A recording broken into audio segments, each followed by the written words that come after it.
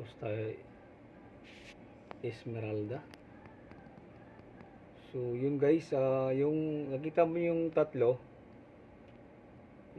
ay apat, walang life jacket. Oo,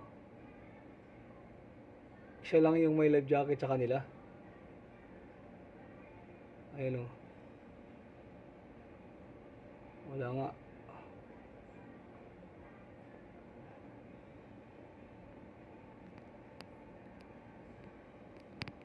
So Costa Esmeralda.